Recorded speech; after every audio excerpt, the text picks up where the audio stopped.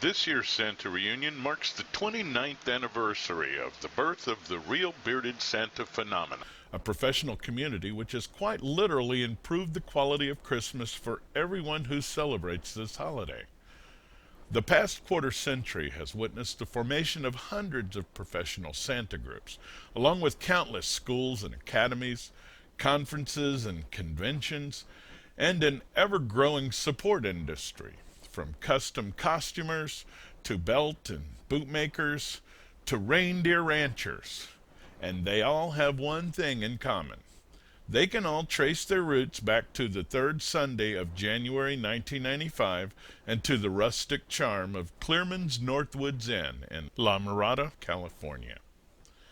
Inside, sitting around a table directly beneath these perpetually snow-covered eaves, were 10 professional actors who had met the preceding September when they'd all been cast as Santa Claus in the same TV commercial.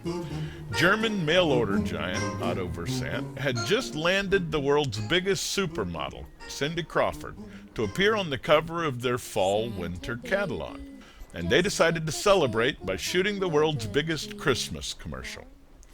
Casting calls had gone out to agents throughout the Southwest, stipulating that any candidate submitted must have own costume and real beard. 10 men were selected, and on a sunny September afternoon, Universal Studios' Brownstone Street set was transformed into a winter wonderland. The theme of the commercial was, "Our catalog has so many gift ideas that Santa's going to need help delivering them all."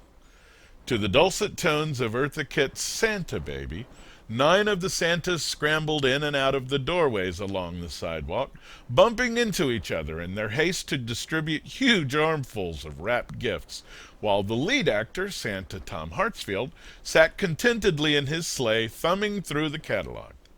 During the shoot, which lasted nearly 13 hours, these guys did what most professional actors do. They swapped war stories about their most and least favorite gigs. At one point, Santa Ed Murphy suggested that they come up with a name for their little group. And when Hartsfield, recalling that casting call they'd all responded to, whimsically suggested the Amalgamated Order of Real Bearded Santas, the name stuck instantly. As the commercial shoot finally began to wind down, one of them suggested that they should all get together sometime and do lunch. After their upcoming holiday seasons ended, of course. None of them realized as they sat around that rough-hewn table laughing that their little clatch would be remembered forevermore as the first annual Real Bearded Santa reunion. They had so much fun that, to a man, they agreed to meet again at the same place on the same Sunday of the following year, and this time a couple of the founders decided to bring along another Santa whom they knew. By the third year, most of those in attendance had invited a Santa friend or two, and so the Santa luncheon began to grow quite rapidly. Santa Tom Hartsfield, the lead actor in the auto commercial, soon became the de facto leader of this informal gathering as well. It was Hartsfield who collected contact information from each new guest and personally made sure that he was invited to the next luncheon. It was Hartsfield who took most of the pictures at these early gatherings, who paid for lots of copies to share with the others, and who spent his own time and money to mail them out. By the start of the new millennium, however, Hartsfield was beginning to feel a bit overwhelmed, and he knew just who to ask for help managing the group. You see, one of the new visitors that year also happened to be one of the most famous Santas in the world, Santa Tim Conahan. So the surprise wasn't that Hartsfield asked Conahan to help, but that Santa Tim was able to find the time to do so.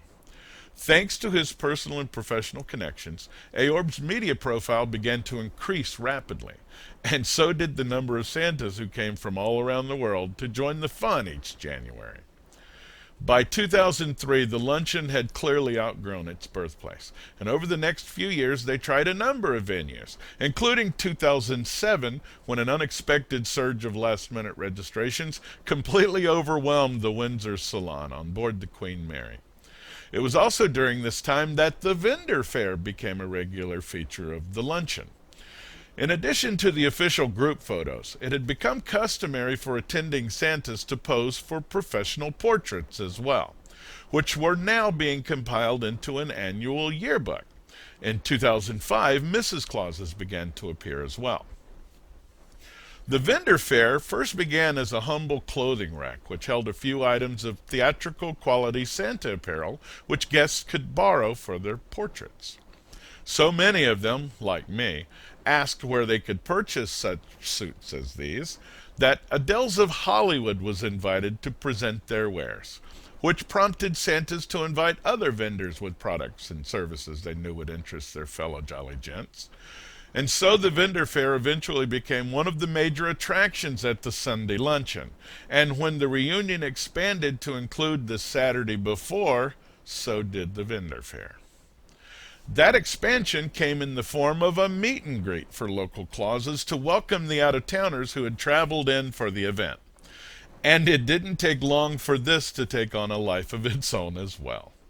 In just a few years, it grew from a handful of Clauses at a nearby hometown buffet into a crowd which practically filled the red section at medieval times. In 2008, we changed our name to Fraternal Order of Real Bearded Santas, formed a board of directors, and with the blessings of the state of California and the IRS, became a 501c7, a mutual benefit, nonprofit membership corporation. To those without a law degree, a professional fraternity. This prompted the next expansion of the Santa Reunion. With the addition of professional workshops and seminars, certain reunion-related expenses qualified as business tax exemptions. So reunion planners began securing event spaces at the host hotel on Saturday, and our most experienced and expert members and associates took turns sharing their wit and wisdom with those eager to learn from the best. Of course, all those guests gathering for a full day of workshops and seminars would be hungry, so the President's Breakfast was initiated. And with all those guests already in the hotel on Saturday, our vendors decided not to wait for the Sunday luncheon, and so the vendor fair was expanded into a 2-day event as well. By this point, it had become absurd to call the Saturday evening meal a meet and greet, since most of them had spent the entire day with one another. And so Saturday gradually became dinner and a show. For several years, we went out together, like medieval times, where we were such a crowd favorite that they actually dispatched the king himself to the next day's luncheon, along with our Red Knight, who, by the way, won while we were there. As it began to dawn on reunion planners just how deep and wide was the pool of talent represented by our guests themselves, the Saturday Showcase was born.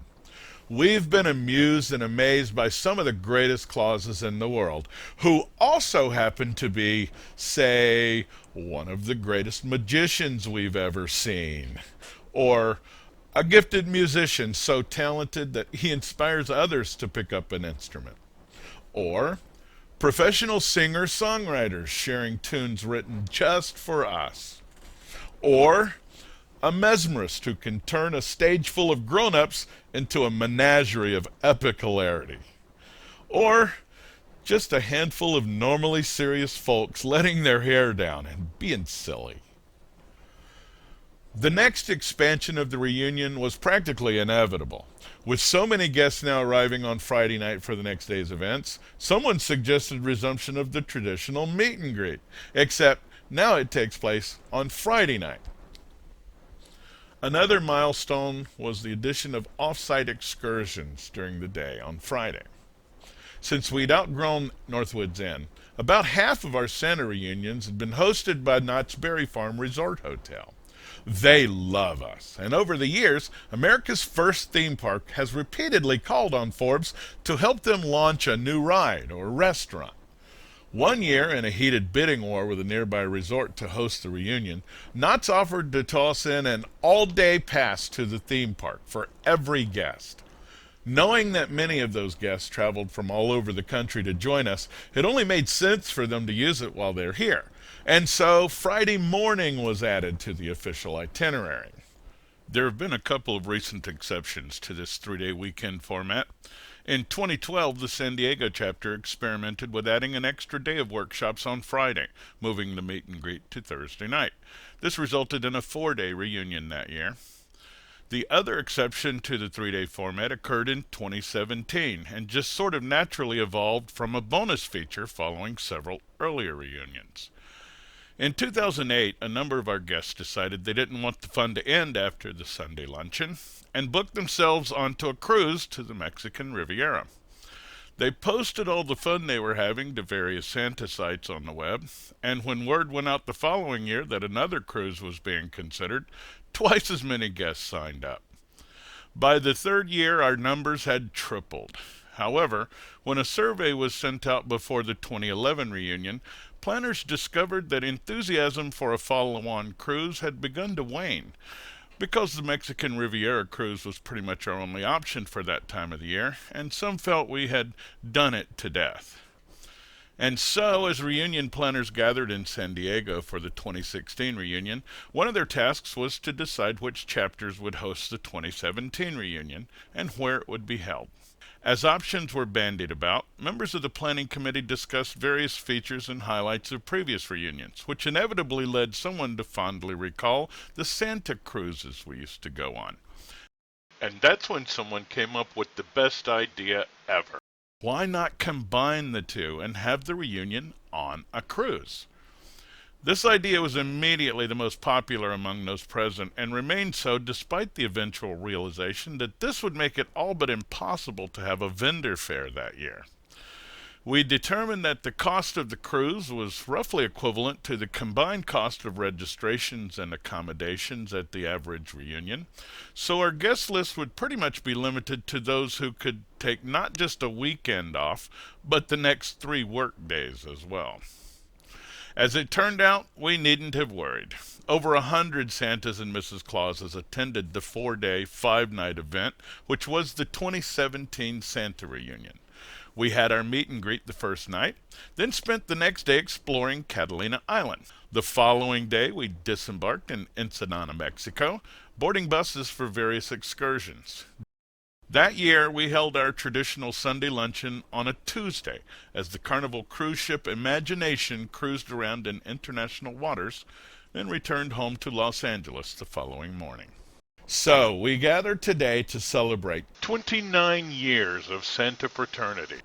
And as new generations of jolly gents wake up one day, decide to put away their razors and join the Christmas Corps. It is our sincere hope that this reunion will be here for them, providing each with the opportunities we have enjoyed for peer support, professional enhancement, and the sheer pleasure of sharing the company of the finest folks we've ever met. Happy 29th birthday to the modern Santa world.